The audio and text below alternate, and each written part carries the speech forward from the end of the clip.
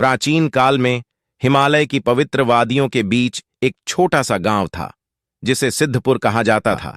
गांव के लोग धार्मिक थे और सादा जीवन जीते थे, लेकिन गांव के पास एक ऐसा जंगल था जिसे पाप वन कहा जाता था। इस जंगल की कहानी बहुत विचित्र थी।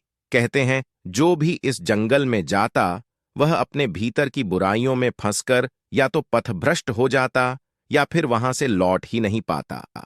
लोगों का मानना था कि यह जंगल असुर कालकेतु के श्राप से अभिशप्त था। इस जंगल में उसने अपनी काली शक्तियों का प्रसार किया था। गांव के मंदिर के पुजारी ने कई बार बताया था कि केवल वही व्यक्ति इस जंगल की बुराई को समाप्त कर सकता है जो अपने मन के पाप और पुण्य का सच्चा आकलन कर सके। गांव में आर्यन नाम का एक युवक था। वह भगवान विष्णु का परम भक्त था और बहुत ही निडर और ईमानदार था। एक दिन उसने सोचा, कब तक हम इस पाप वन के डर में जीते रहेंगे? अगर यह सच में बुराई का केंद्र है तो हमें इसे खत्म करना होगा। उसने गांव के मंदिर में भगवान विष्णु के सामने प्रण लिया, हे प्रभु, मैं इस जंगल के रहस्य को सुलझाने और इसे पवित्र बनाने का प्रयास करूंगा।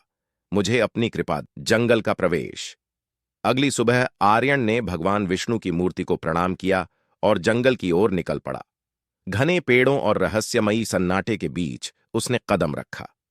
जंगल में अजीबोगरीब आवाजें गूंज रही थीं, कभी किसी का ठहाका तो कभी किसी की चीख। आर्यन ने भगवान का नाम लेते हुए बढ़ाए।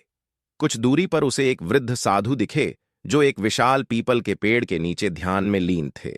आर्यन ने उनके पास जाकर प्रणाम किया। साधु ने अपनी आंखें खोलीं और कहा, वत्स, क्या तुम जानते हो कि इस जंगल में प्रवेश करना तुम्हारे लिए कितना खतरनाक हो सकता है?